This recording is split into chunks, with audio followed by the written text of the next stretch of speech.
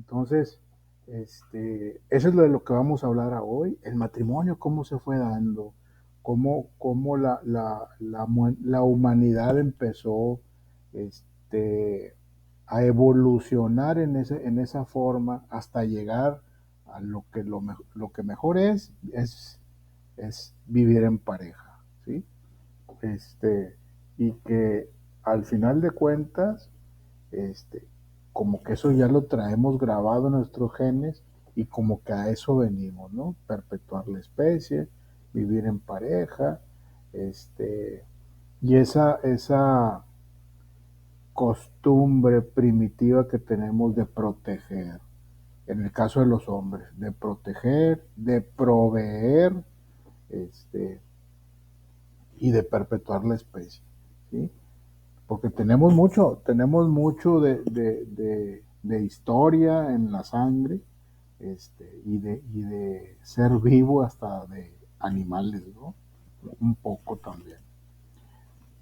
Dicen por ahí que somos animales, nada más que somos animales pensantes, a diferencia de cualquier animal, que también piensan, ¿verdad?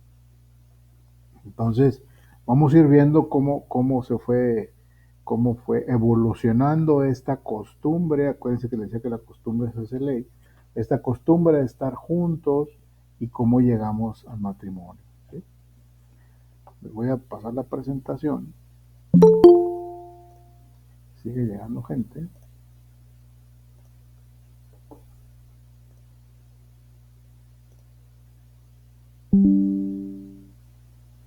Si de repente me escucho entrecortado o algo así, me avisan. Muy bien, personas y familia, vamos a ver el tema de matrimonio, ¿sí? Y después, ¿qué creen que sigue del matrimonio? Divorcio. Y ahí nos vamos. Los temas o los capítulos de este tema. Capítulo 1, los esponsales.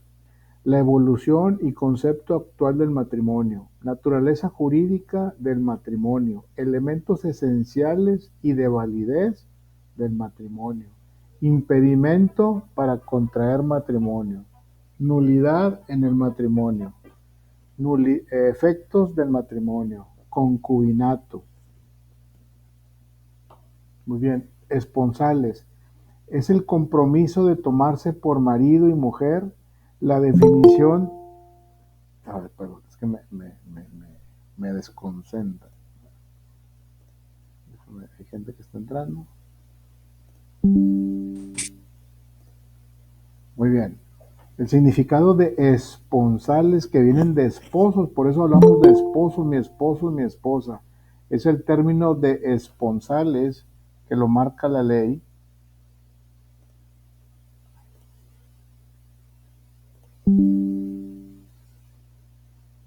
Y dice así, es el compromiso de tomarse por marido y mujer. Esta definición del Código Civil en su artículo 139 define a los esponsales como la promesa de matrimonio que se hace por escrito por un novio al otro y es aceptada por este último. Fíjense, por escrito, ¿sí? Por consiguiente, los esponsales pueden hacerse por simple convención y no requieren las formas solemnes de un contrato verbal, ¿sí? Antiguamente se hacía por escrito, estaba en la ley donde determinabas tu compromiso de casarte, ¿sí? Este, y ahora pues el anillo marcaría el compromiso de casarte sin obligarte a nada, ¿verdad? Porque antes había hasta consecuencias para eso. Dice anteriormente el artículo 143 hablaba de las consecuencias de no cumplir el contrato de esponsales. Actualmente este artículo pues ya está derogado, ¿sí? Es una mera formalidad. La verdad es que al Estado lo que le interesa es el registro civil.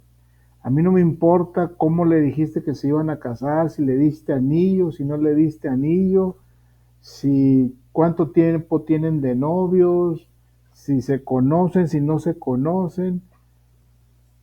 Sí es importante, pero el Estado no puede vigilar eso. Entonces lo que le importa al final es el registro civil.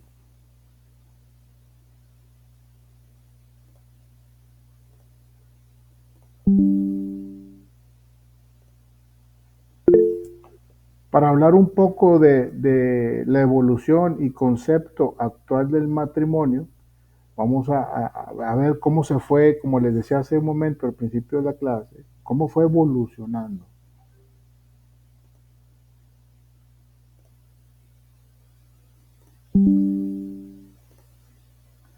Matrimonio se afirma que el matrimonio constituye la base fundamental de todo el derecho de familia.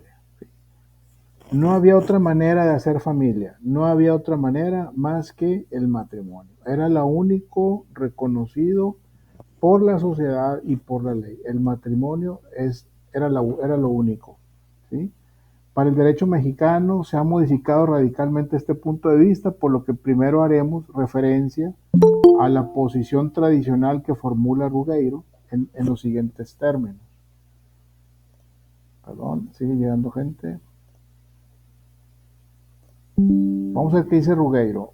Hace tiempo. Rugeiro dice, el matrimonio es institución fundamental del derecho familiar, porque el concepto de familia reposa en el del matrimonio como supuesto y base necesarios. De él derivan todas las relaciones, derechos y potestades, y cuando no hay matrimonio, solo pueden surgir tales relaciones, derechos y potestades por benigna concesión, y aún así son estos de un orden inferior o meramente asimilados a los que el matrimonio genera. La unión del hombre y de la mujer sin matrimonio es reprobada por el derecho y degradada a concubinato cuando no la estima delito de adulterio o incesto. El hijo nacido de unión extramatrimonial es ilegítimo y el poder del padre sobre el hijo natural no es patria potestad. Fuera de matrimonio no hay parentesco, ni afinidad, ni sucesión hereditaria, salvo entre padre e hijo. Una benigna extensión limitada siempre en sus efectos es la hecha por la ley de las relaciones de la familia legítima a las relaciones naturales derivadas de unión ilegítima, y ello responde a razones de piedad y a la necesidad de hacer efectiva la responsabilidad contraída por quien procrea fuera de justas nupcias. La artificial creación del vínculo parental en la adopción no es más que una imitación de la filiación legítima. Esta importancia y preeminencia de la institución que hace del matrimonio el eje de todo el sistema jurídico familiar. Se revela en todo el derecho de familia y repercute aún más allá del ámbito de este. Entonces aquí vemos cómo hace casi 100 años o un poquito más de 100 años, así se pensaba del matrimonio, ¿sí? Como les decía, como la única forma de hacer familia. Se tenía muy cierto que era la única forma correcta, vamos a decirlo así, de hacer familia. Y todo lo que estuviera fuera de eso, todo lo que estuviera fuera de eso, era pues muy mal visto, ¿sí? Entonces, como si nos vamos ahorita a la actualidad, al día de hoy, pues hemos visto que las cosas han cambiado mucho. ¿Y qué pasa? Lo que yo siempre les he dicho a la hora de estar revisando cómo se está moviendo la sociedad, la ley tiene que estar lista y preparada para darle marco legal a estas situaciones que, si hablamos de este ejemplo particular, que están fuera del matrimonio, ¿sí?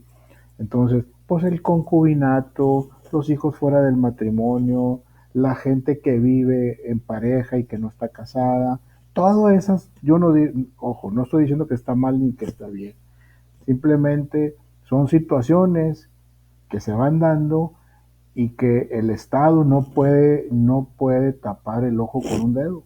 Entonces, tarde que temprano, tiene que darle forma a, a ese comportamiento o esas nuevas ideas y costumbres. Ya, por ejemplo, en el estado de Coahuila ya hoy se pueden casar gente del mismo sexo. Entonces, aquí estamos hablando la unión del hombre y de la mujer. Eso era siempre, ¿no? Ahora, pues como ya lo sabemos, ha cambiado. ¿Sí? En el derecho mexicano, a partir de las relaciones familiares, estamos hablando de la evolución del matrimonio. El 9 de abril de 1917 se sustenta el criterio perfectamente humano de que la familia está fundada en el parentesco por consanguinidad y especialmente en las relaciones que originan la filiación tanto legítima como natural. Por lo tanto, el matrimonio deja de ser el supuesto jurídico necesario para regular las relaciones jurídicas de paternidad, maternidad y patria potestad, ya que tanto los hijos naturales como los legítimos resultan equiparados a efecto de reconocerles en el Código Civil vigente los mismos derechos y deberán ser sometidos a la potestad de sus progenitores. Este fue el primer ejercicio que se hizo para regularizar a los más desvalidos, a los que menos tienen la culpa, por decirlo así, a los hijos. Los hijos fuera del matrimonio era una cosa y los hijos que estaban fuera del matrimonio era otra cosa, era algo, pues era como el resultado de algo que se hizo mal, ¿sí? Pero a partir de 1917 empieza a verse reconocimiento a los hijos para no dejarlos desprotegidos, dándoles a través de una filiación legítima, hacerlos hijos y que tengan los mismos derechos que los que están dentro del matrimonio y los que están fuera del matrimonio. ¿Sí? Entonces, eso era como para no dejarlos fuera de herencias, fuera de derechos de alimento, de cuidado, de salud, etcétera. Entonces fue la primera acción en la cual el Estado le tuerce en el brazo y dice, oye, ¿sabes qué? Hay muchos niños fuera de matrimonio, no los podemos dejar fuera. No los podemos dejar fuera de atención médica, de educación, de registro, porque no estaban registrados en ningún papel. Hay que registrarlos, hay que ponerlos para que los adopten. Antes el tema de la adopción no era tan estricto y podían gente de familias formadas, pueden decir, ¿sabes qué? Este niño me voy a quedar con él, ¿no? Y yo lo atiendo, yo lo educo y yo todo, ¿no? Entonces, así estaban muchas de las familias en México, hay muchas familias extranjeras aquí en México en esos tiempos, y muchos de los niños que andaban en la calle, ellos los tomaban como adopción, y al verse esto también el Estado tuvo que verse en la necesidad de formalizar, darle forma a eso y registrar, ¿sí? Hay un dicho que dice que el que no mide no puede controlar. Entonces el Estado tendría que ver cuántos hijos más o menos o cuántos niños tiene México dentro del matrimonio y cuántos niños tiene México fuera del matrimonio. Entonces, caray, pues son bastantes, han de haber dicho en ese tiempo, entonces vamos a darles forma, vamos a darles cara, vamos a darles identidad, vamos a darles atención, ¿sí? Aunque estén fuera del matrimonio. En cuanto a la evolución sufrida en el concepto de matrimonio, nos vamos a la promiscuidad primitiva. En las comunidades primitivas existió en un principio una promiscuidad que impidió determinar la paternidad y por lo tanto la organización social de la familia se reguló siempre en relación con la madre. De ahí el matriarcado. Antes lo que nos está diciendo esta primera cadena de evolución del matrimonio, promiscuidad primitiva, todos contra todos, ¿sí? Todos contra todos y a veces quiero pensar que la madre de los niños que nacían como resultado de esa promiscuidad, a veces no sabía ni quién era el papá, ¿sí? Entonces, pero la mamá se hacía cargo, la mamá se hacía cargo, la mamá sí sabía quiénes eran sus hijos, a lo mejor no sabía quién eran sus papás, pero sí sabía quién eran sus hijos. Entonces, ella los cuidaba, los atendía como podía, dentro de aquellas épocas, ¿no? De ahí el matriarcado. El matriarcado es yo mando, yo digo, yo los cuido, aquí se hace lo que yo digo, ¿sí? Este,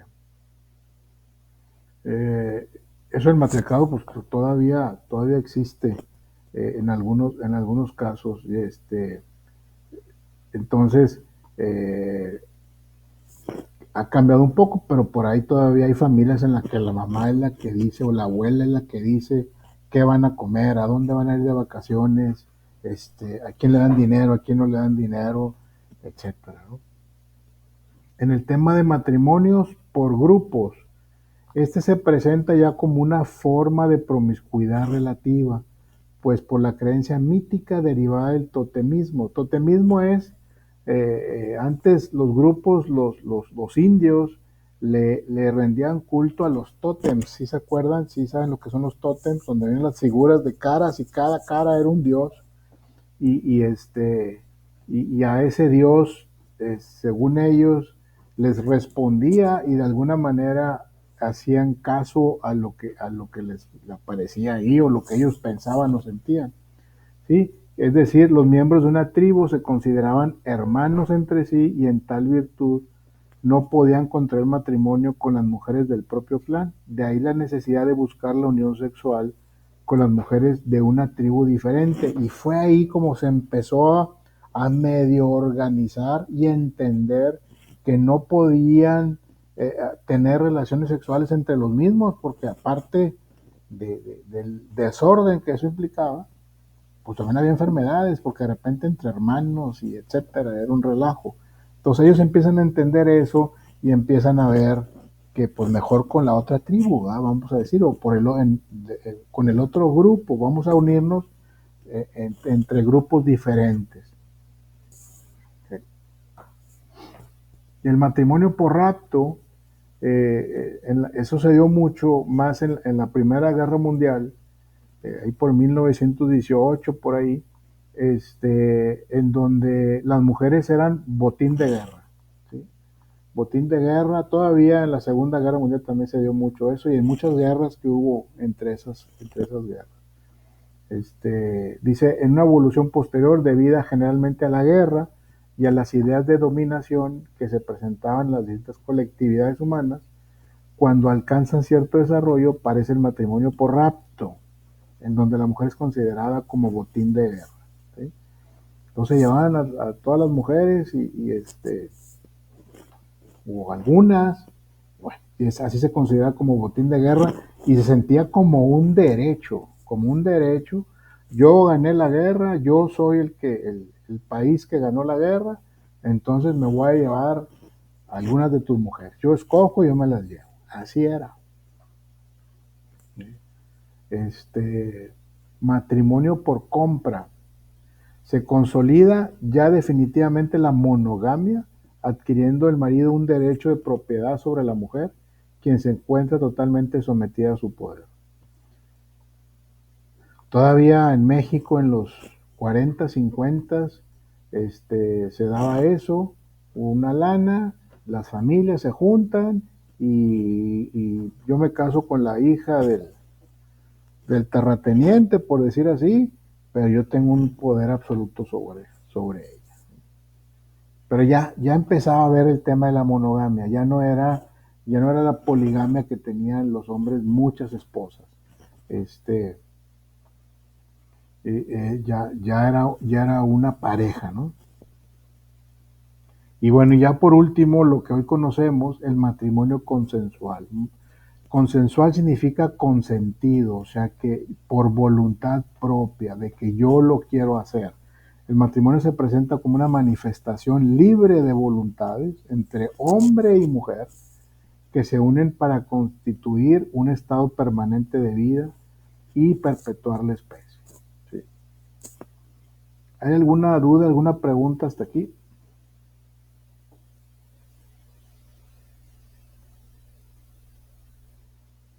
¿Estamos bien? Muy bien. Vamos a continuar entonces.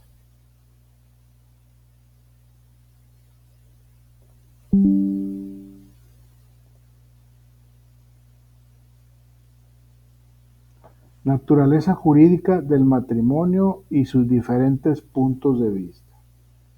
Como institución, el matrimonio, por todo lo que genera, por todo, como es fuente de muchas cosas, de muchos obligaciones, derechos, este, cambia la forma de vida, cambia tu constitución personal.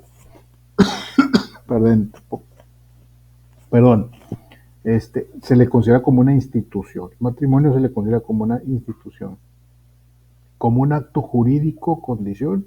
Acuérdense que el acto jurídico es aquel en el que interviene la voluntad, ¿sí?, de la persona. Como acto jurídico mixto,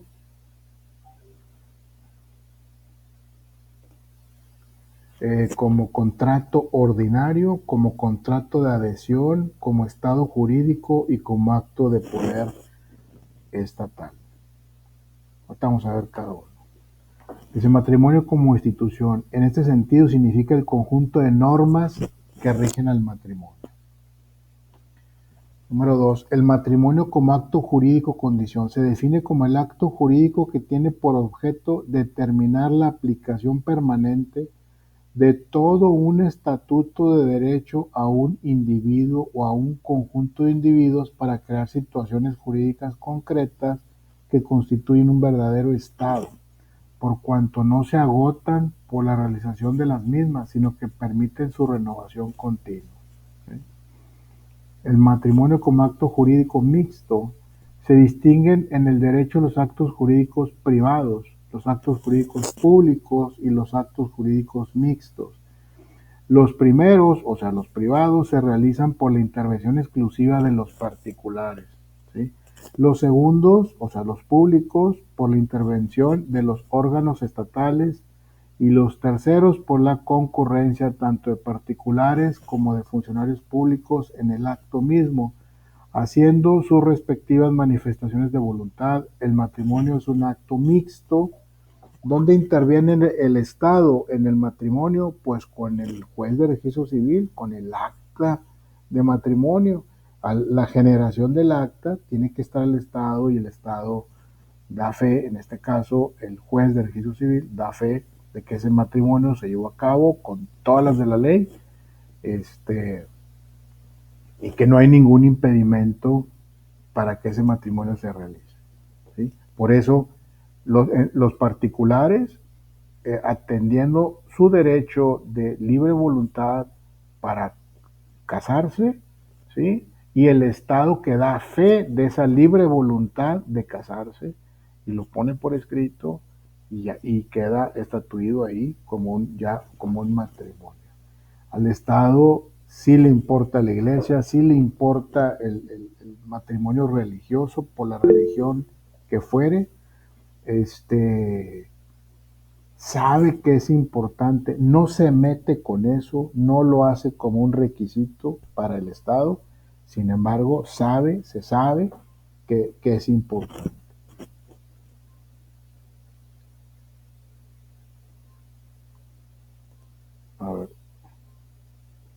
A ver, Oscar Nava, ¿quiere decir algo? Sí, me suena. Gracias. Adelante. Gracias. En el derecho se distingue los actos jurídicos se realizan exclusiva de los particulares, o sea, ahí no interviene el Estado. Si yo me caso con mi novia, rento una quinta o lo que sea, un salón, y yo me caso con ella, ¿o a qué Sí, se refiere? sí, o sea, es que sabes que te escuché entrecortado, pero creo que entendí el mensaje. Este, Ah, eh, perdón. en el acto jurídico, bueno, una fiesta, si te decías casarte en una quinta, etcétera, ese no es un acto jurídico, ¿sí? El acto jurídico se forma cuando lo haces legal con el juez de registro civil. Ahí se convierte ya en el acto jurídico, ¿sí? Privado, privado. Privado, pues sí, sí, privado, o es mixto. Bueno, es mixto porque tiene que intervenir forzosamente el Estado. Porque si el Estado no interviene en la fiesta de esa quinta de matrimonio, pues el matrimonio no existe. Eso. Esa es mi duda, o sea, ¿a qué se refiere con actos jurídicos privados? Dice, Ah, ya te entendí, ya te entendí. se realizan particulares. Bueno, Y esa es la diferencia pública cuando es que hay actos, participa el Estado, pero hay actos jurídicos privados, te voy a decir, por ejemplo, cuando haces un contrato de arrendamiento con un particular, haces un acto jurídico privado entre ustedes. Cuando se convierte en mixto, sí, claro, exacto. cuando hay un problema, por ejemplo, y que Cuando vas a la notaría. exactamente, ya vas a la notaría, ya se hizo un acto jurídico en donde interviene el Estado, o cuando hay un problema y que quieres hacer valer las cláusulas que pusiste en ese contrato, pues ocupas al Estado para que te ayude a hacerlo valer, entonces ya se convierte en mixto.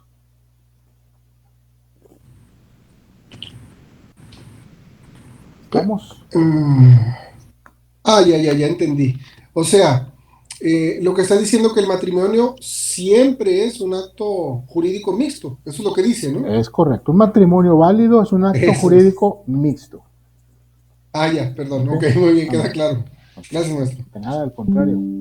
Aquí dice el matrimonio como acto jurídico mixto. El matrimonio, número 4, el matrimonio como un acto ordinario.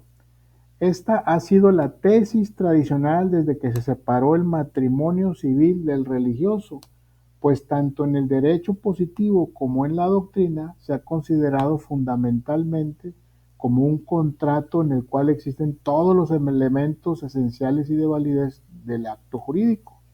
Especialmente se invoca como razón el hecho de que los contrayentes deban manifestar su consentimiento ante el registro civil. Ahorita vamos a ver una controversia, porque aquí en este precepto nos está diciendo que el matrimonio es un contrato, tan es así que tiene todos los elementos esenciales de validez del acto jurídico. Más adelante, vamos a ver una plática de unos abogados, Miguel Carbonell, que mi respeto, es un constitucionalista, estudioso de la Constitución, y habla donde la Corte dice que no es un contrato, pero esto lo vamos a ver más adelante en un video. Matrimonio como contrato de adhesión, otra vez contrato. Dice, como una modalidad en la tesis contractual, se ha sostenido que el matrimonio participa de las características generales de los contratos de adhesión. O sea, adhesión es adherir algo a mí, ¿sí? Adherir algo a mi patrimonio, ¿sí? Toda vez que los consortes no son libres para estipular derechos y obligaciones distintos de aquellos que imperativamente determina la ley.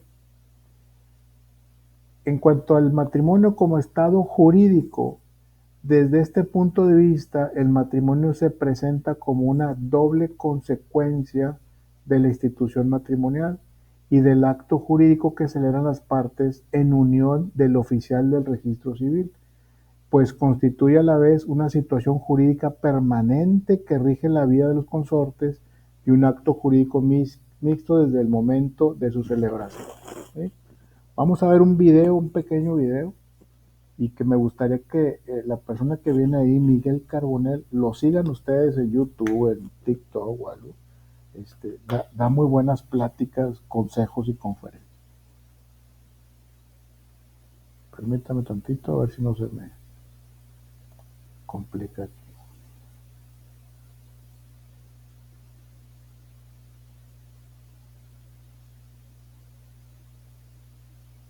Gran venta de Megapuente en Avanti Muebles. Ven a este evento único del 18 al 20 de marzo.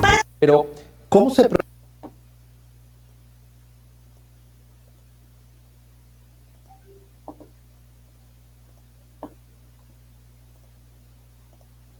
Permítame tantito. No se ve todavía, maestro. Sí, no, ahorita, ahí va. Que no me pase lo de la otra vez, ¿verdad? Precisamente por eso me atreví a mencionarlo. No, está bien, está bien.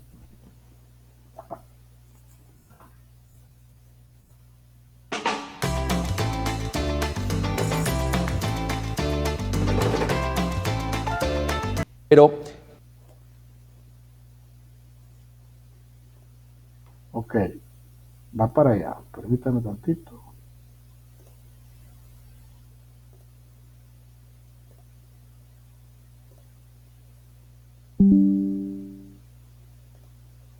Ahí está, ¿verdad? ¿Cómo se proyecta esto al tema del matrimonio? Es decir, el matrimonio tradicionalmente, a lo mejor a muchos de nosotros nos explicaron en la carrera, es un contrato civil, pero no lo entiende de esta manera la Suprema Corte. Y entonces, ¿cómo aplica la reflexión de la responsabilidad? ¿No? ¿Qué nos puedes indicar al respecto? Exactamente, el matrimonio, a pesar de lo que muchos sostienen, la Corte no lo considera como un contrato civil, no lo considera como una relación estrictamente entre particulares, en donde se hacen mutuas concesiones o se establecen derechos y obligaciones tal cual acontece en un contrato de naturaleza civil. Más bien se considera que es una institución y que es un acto condición. A través de este acto condición, un caso individual se coloca dentro de una situación jurídica general previamente creada por la ley. Por eso es que los doctrinarios consideran incluso que por virtud del matrimonio una persona decide incorporarse a una institución previamente creada por una ley, que es la institución del matrimonio, pero no es un contrato. Sí interviene la voluntad de dos personas para incorporarse a esta institución, pero no es un contrato como tal. Dicen al respecto la sentencia también que el matrimonio tiene esta especificidad que nos permite distinguirlo o distinguir como institución, como muy bien lo señalabas, de contratos civiles en virtud de que tiene aspectos, digamos, que tienen que ver con la vida privada de las personas, pero aspectos de interés público. Sí, evidentemente la institución del matrimonio da lugar a muchos aspectos de interés público, los menores, la subsistencia del vínculo matrimonial per se, el divorcio, en fin, todas estas son cuestiones de interés público, pero no es propiamente que constituya un contrato privado, eso no lo podemos concebir así. Y a partir de esta idea, tampoco podemos considerar que existe una responsabilidad contractual cuando se incumple algún deber matrimonial.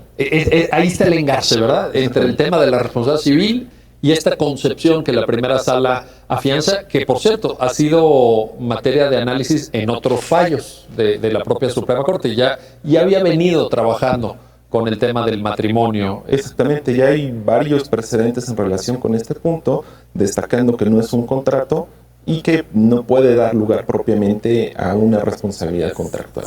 Porque si fuera un contrato al uso, digamos, un contrato como nos lo explican los civilistas en la doctrina tradicional, efectivamente tendría mucho sentido lo que destacabas, en el sentido de decir, bueno, pues si incumpliste un deber, pero un deber dentro del matrimonio, un deber casi conyugal, exactamente, eres responsable, me tienes que reparar, porque entonces, bueno, ahí la sala se separa, digamos, se distancia de esta visión y adopta una visión más vinculada incluso, yo diría, a derechos humanos. Hay una lectura constitucional y una lectura garantista.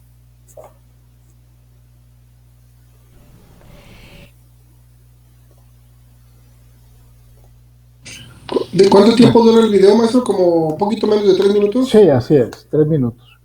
Ah, ok, ya lo ubiqué. Sí, en promedio.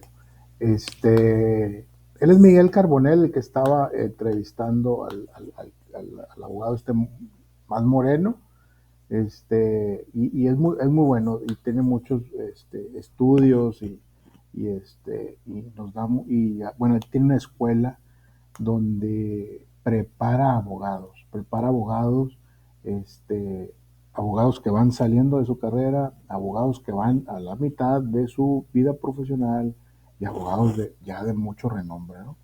Entonces sería bueno ahí seguirlo por ahí. Se los recomiendo. Bueno, continuamos.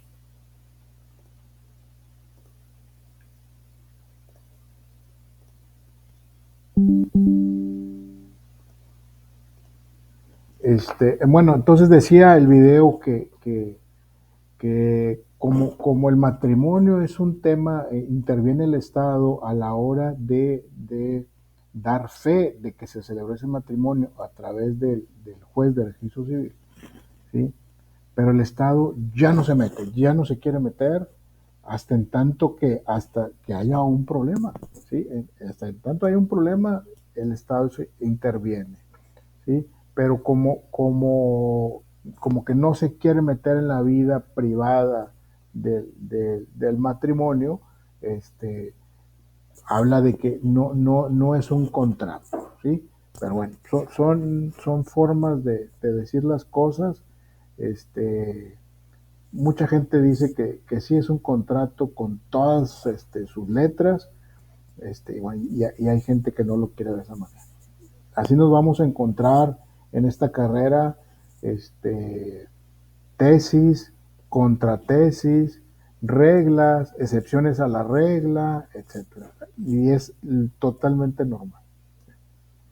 Dice, siendo el matrimonio un acto jurídico, tiene los mismos elementos esenciales de validez que son capacidad, ¿sí? La capacidad para contraer matrimonio, como la mayoría de edad, por ejemplo, el estar soltero o divorciado, ¿sí?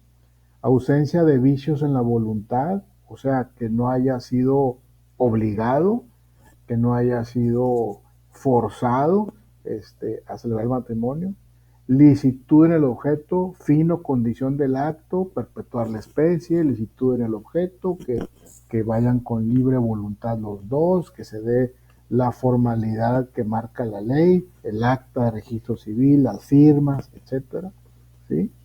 Y bueno, pues aquí dice también la firma cuando la ley lo requiera.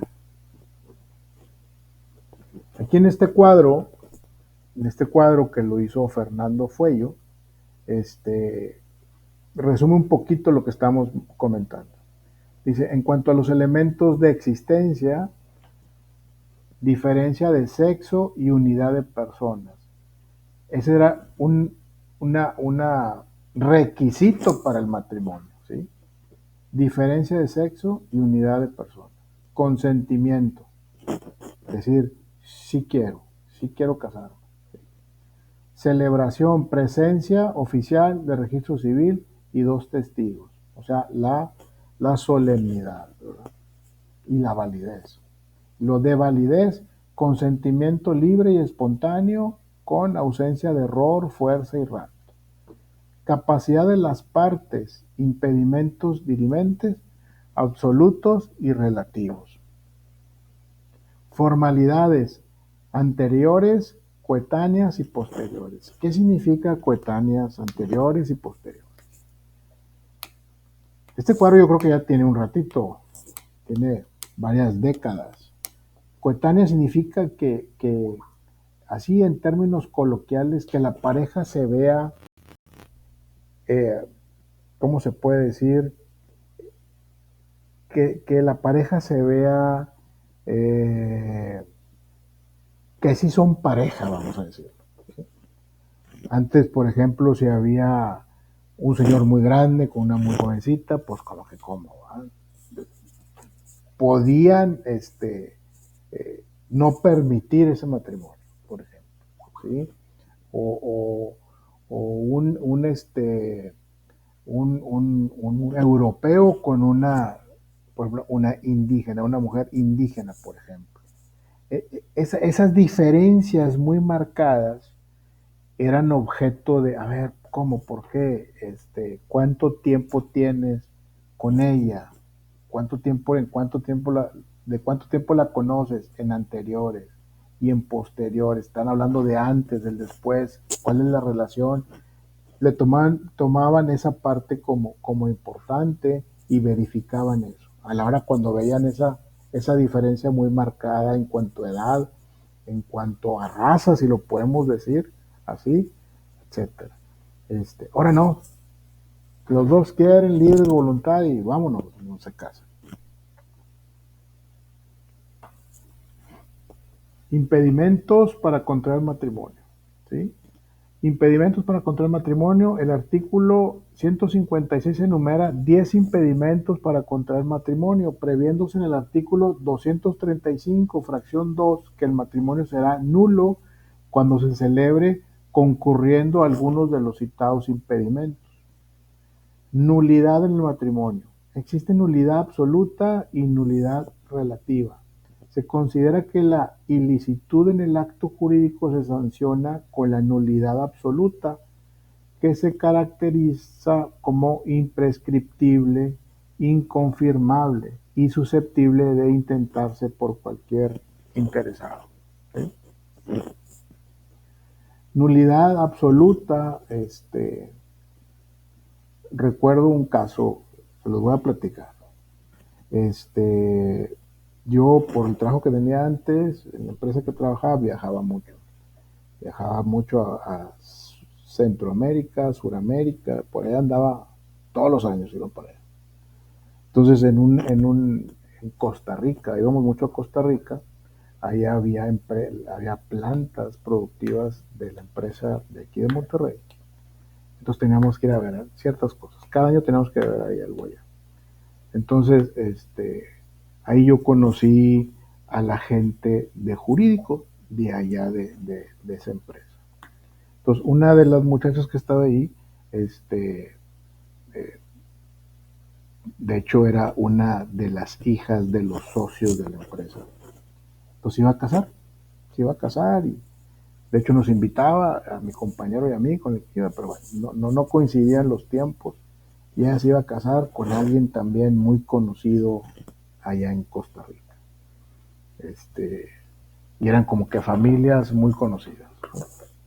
Se casan y olvídense, fiesta televisada allá en Costa Rica, gente muy conocida. Entonces, así pasó. Entonces, nosotros íbamos casi siempre entre octubre y noviembre a ver unos temas de unos contratos, contratos colectivos de trabajo. Fuimos al otro octubre, noviembre del año siguiente, ya se había casado ella, pero yo la notaba como triste, como algo pasaba, ¿sí? Entonces, tuvimos que regresar como en enero y febrero, más o menos, y ya le pregunté al de jurídico, oye, ¿qué pasó? ¿Qué pasó con... ¿Cómo se llamaba esta muchacha? Se me olvidó, ahora me acuerdo. ¿Qué pasó? ¿Por qué ella no vino? ¿Qué está pasando? No, es que pidió vacaciones y no sé qué. Oye, pero bueno, pues uno de curioso, ¿no?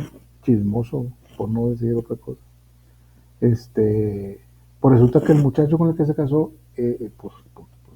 pues era gay, era homosexual. Entonces, eso fue una causa de anular, de nulificar el matrimonio, ¿sí? Entonces, no tiene nada que ver que sea gay, pero ¿por qué no le dijo? ¿Por qué no se dijo eso antes? Se hubieran evitado todo ese boda y todo eso grandísimo. Entonces, ese tipo de causas son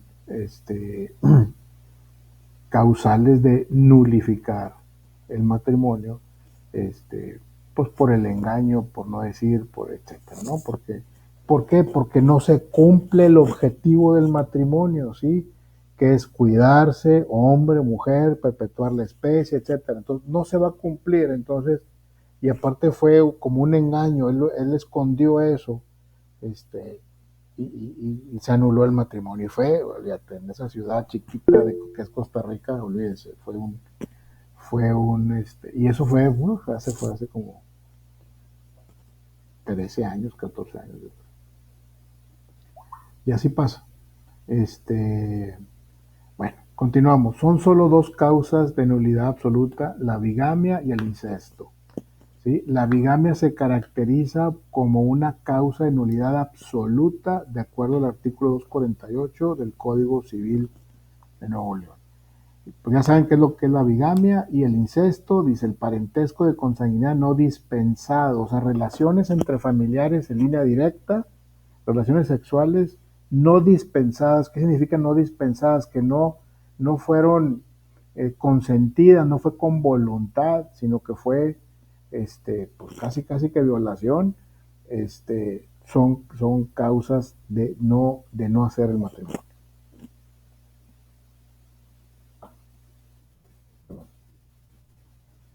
A ver, creo que por aquí alguien levantó la mano. Oscar Nava, adelante, Oscar. No te escucho.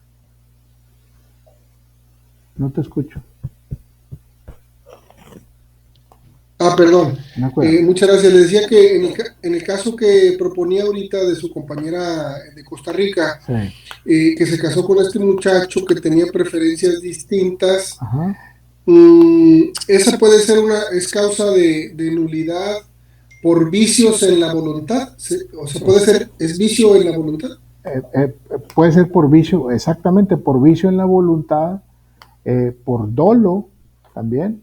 Hay un dolo ahí, Porque lo sabía. porque lo sabía, exactamente. Él sabía que estaba pasando eso, ella no sabía.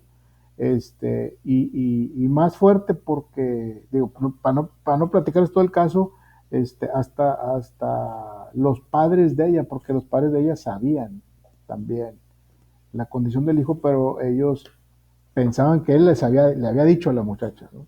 Entonces, se hizo un tema ahí bastante fuerte. Me puedo imaginar. Sí. Pero ese sería un ejemplo perfecto de vicio de la voluntad. Así es correcto. Y dolo además, ¿verdad? Y dolo además, exactamente. Eso es. Muy bien. ¿Okay? Muchas gracias, maestro. Al contrario.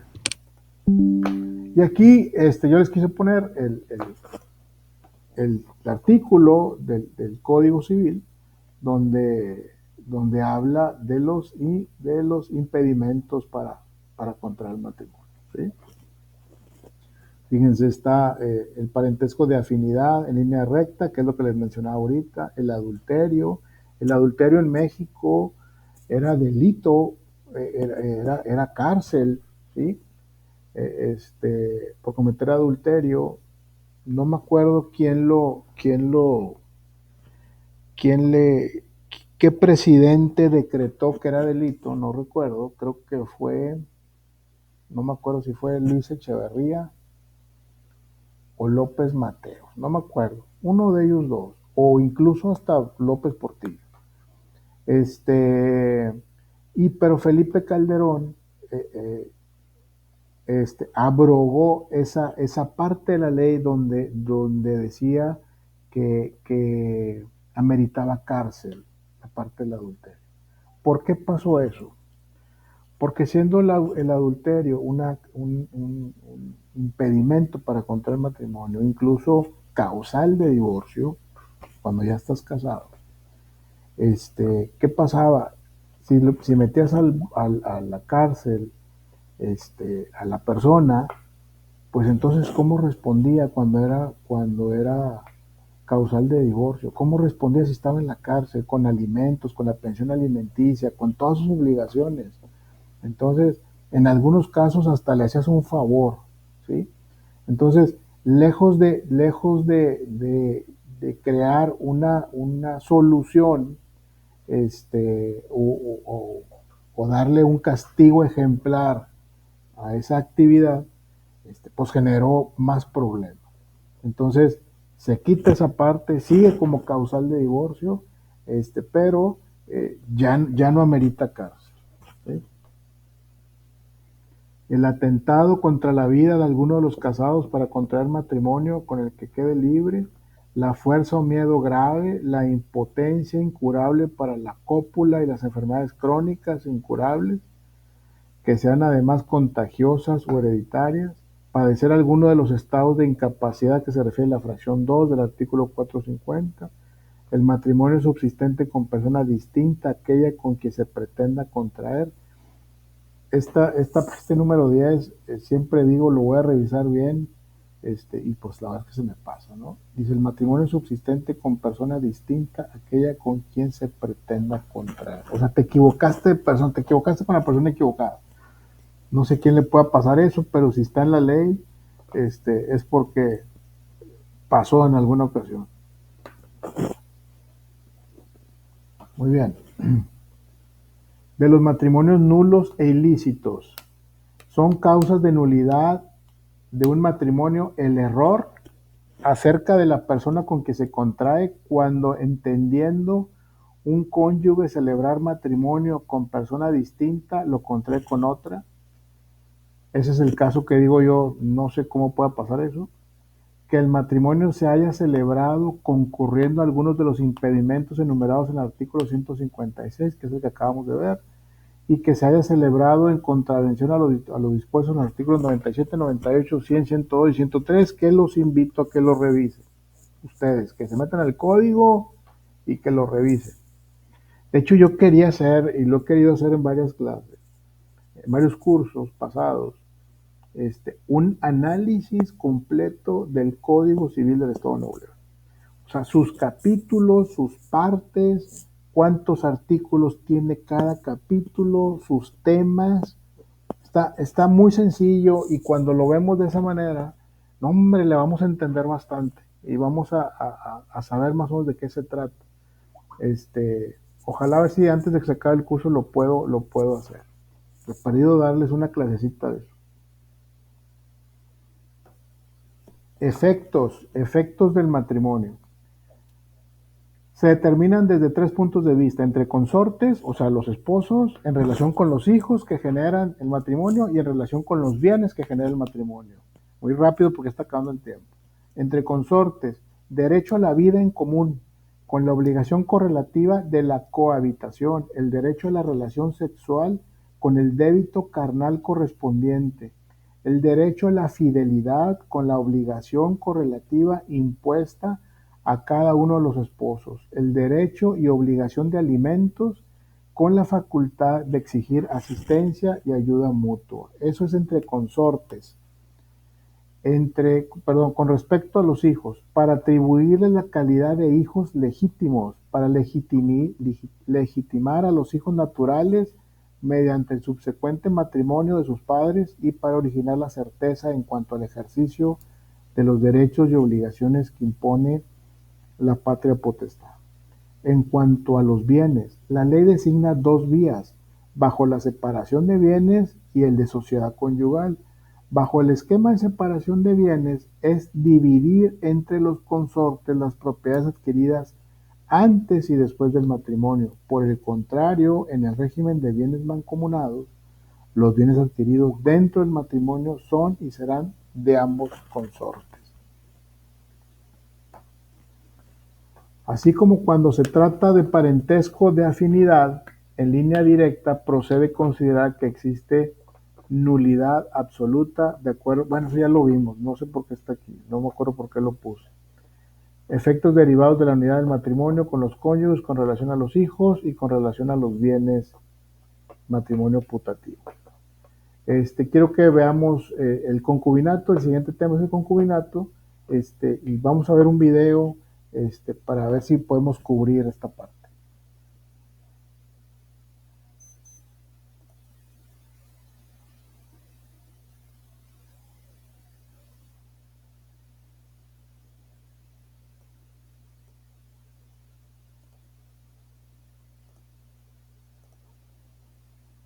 Voy a tratar de hacerlo muy rápido. Dejo de presentar. Salgo del aire yo.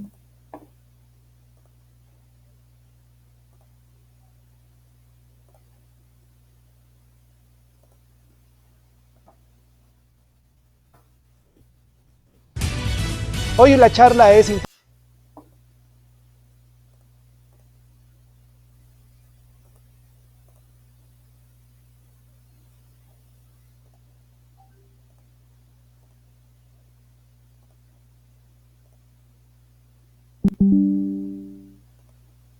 interesante en Hechos para Despertar. Le presento al abogado de casa, le presento a nuestro amigo Porfirio Ramírez y el tema de hoy, interesante, Porfirio, bienvenido. Los derechos de la concubina, es decir, los derechos de la pareja cuando no existe un matrimonio de por medio. ¿Cómo estás, Porfirio? Muchas gracias por la invitación. Por principio, a ver, ¿estoy correcto en la definición? ¿Eso es la concubina? Sí, la definición de concubinato, yo creo que para interesar el tema podemos exponerla. El concubinato es la unión de facto o de hecho entre un solo hombre y una sola mujer que estando en aptitud de contraer matrimonio, es bien importante eso, en aptitud de contraer matrimonio, no lo han realizado conforme a términos de ley. ¿Cómo se comprueba el concubinato? ¿Cómo se da? ¿Cómo surge la vida jurídica? Siempre y cuando estas dos personas que están en aptitud de contraer matrimonio, como lo acabo de decir, pero no lo han hecho, vivan constantemente de forma como marido y mujer, permanente y pública durante más de 2 años. O la otra es que ya haya procreado hijos con Carlos. Entonces, con estas 2 hipótesis nace la vida del concubinato. Acá lo importante es las consecuencias jurídicas de este concubinato, sobre todo para la concubina y los menores, que es bien importante. Te interrumpo porque hoy pareciera que de repente las parejas deciden no contraer matrimonio porque creen que con ello se evitan responsabilidades. Y es una tendencia hoy, es una tendencia muy, muy marcada. No, ¿para qué nos casamos? Porque al final del día, no, yo lo que no quiero es tener una responsabilidad, pero por lo que estoy entendiendo, haya o no haya hijos, hay responsabilidades a partir del momento en el que se determine esta unión. Exactamente, a partir de que surge la vida jurídica es, si no hay hijos, a partir de que estén viviendo 2 años permanente, constantemente, públicamente como marido y mujer. 2 años. 2 años, Es decir, continuos. a ver, y vale la pena subrayarlo. Sí. Los derechos surgen, las obligaciones surgen a partir de que una pareja lleva 2 años viviendo juntos de manera pública, Permanente y continua. permanente Y continua. O en su defecto hayan procreado hijos. O sea, no que pasen los 2 años, a lo mejor realmente tienen procreado un hijo. Acá, ¿cómo lo acreditas? Tu concubina que nos está viendo, señora que vive en esa situación, bueno, esto lo puedes acreditar ante un juez de lo familiar con una información testimonial o con las actas de nacimiento de los menores. Pero si no las tenemos, esa información testimonial hace las veces de tu acta de matrimonio. ¿Para qué? Para que tú tengas esos derechos a exigir. Derechos bien importantes, Juan Carlos. Tienes derecho a alimentos, obviamente, siempre y cuando no tengas otra forma de subsistir o de trabajar, siempre y cuando no hayas procreado, celebrado un matrimonio con otra persona u otro concubinato, y más allá tienes derecho inclusive como concubina o concubino a heredar. A ver, tocas otro tema bien importante. Hablas de él o de ella, es decir, los derechos y obligaciones son de los dos. Completamente. No únicamente hablamos de obligaciones para él y de derechos para ella. Ambos tienen derechos y obligaciones. Exactamente, ahí la ley lo que busca es esa equidad, ¿no? Esa igualdad de género ahora tan en boga en nuestra Constitución, en todas las leyes secundarias. Exactamente, tiene derecho a heredar sobre los bienes de concubino o concubina. E inclusive si el concubinato termina, también tiene derecho a alimentos. Acá lo importante es que la figura cambie en cuanto al matrimonio, porque una vez que termine ese concubinato, tú tienes derecho como concubino, como concubino a exigir alimentos. A partir, bueno, de entre un año te prescribe ese derecho, es bien importante. Va más allá el concubinato, Juan Carlos. E inclusive, si vamos a pensar que hay una pareja que está en concubinato y muere el concubino, y la concubina se encuentra encinta, es decir, se encuentra embarazada, bueno, eso tiene también que hacerlo saber al juez una vez que haya fallecido el concubino durante los 45 días siguientes. ¿Para qué? Para que el juez tome las medidas y el menor que está por nacer, el producto, tenga ese derecho a la filiación del concubino y pueda heredar también y tener el derecho a los alimentos. Si es que hay una sucesión testamentaria o un testamento, puede entrar ese hijo producto del concubinato. Siempre y cuando hay que ponerlo de conocimiento del juez de lo familiar 45 días después. Y para las cuestiones hereditarias, tú también tienes derecho a que tú como concubina puedes heredar de tu concubino que fallece o viceversa como cónyuge. Es bien importante. O sea, entras a un nivel de cónyuge para heredar. Siempre y cuando que cuando tú como concubino o concubino fallezca uno de los dos, tú estés viviendo en concubinato, es decir, no haya terminado el concubinato. ¿Cómo termina el concubinato? Como matrimonio puede ser por la muerte, por la misma separación de los concubinos, y esto también origina derechos y obligaciones de todo tipo, Juan Carlos. Entonces, aquí lo importante es saber que el establecer una relación de facto sí lleva a obligaciones y sí lleva a derechos. Completamente, exacto. Y luego por desconocimiento de la ley o qué derechos tenemos, sobre todo, que es el tema acá central, es que no, muchas veces es vivir y piensan que, bueno, eso no trae consecuencias jurídicas. Claro que las trae, claro que la ley, la legislación civil reconoce esta figura, por lo mismo de que actualmente, como tú acertadamente lo acabas de comentar, se da mucho este tipo de uniones. Ojo, una cosa es que estén en aptitud de contraer matrimonio, ¿no? Si uno de los dos está casado, pues eso no es concubinato, ¿no? El concubinato, o si tienes un hijo fuera del matrimonio, pues tampoco es concubinato. Nacen otro tipo de derechos y obligaciones en cuanto al menor, pero no contra un concubinato como tal. Un concubinato es la unión de facto conforme a un matrimonio, pero no hay un acta de matrimonio como tal, pero sí puedes subsanarlo a través de este juicio muy sencillo que se llama información ad perpetuum, información testimonial ante un juez. Te emite una resolución y con esa resolución tú tienes derecho a reclamar todas las obligaciones que tiene para contigo el concubino. Bueno, pues Porfirio Ramírez es nuestro abogado de cabecera. Periódicamente se encuentra con nosotros hablando de temas como esto. Porfirio nos hace un ofrecimiento. Si usted necesita alguna asesoría jurídica sin costo, él se la puede.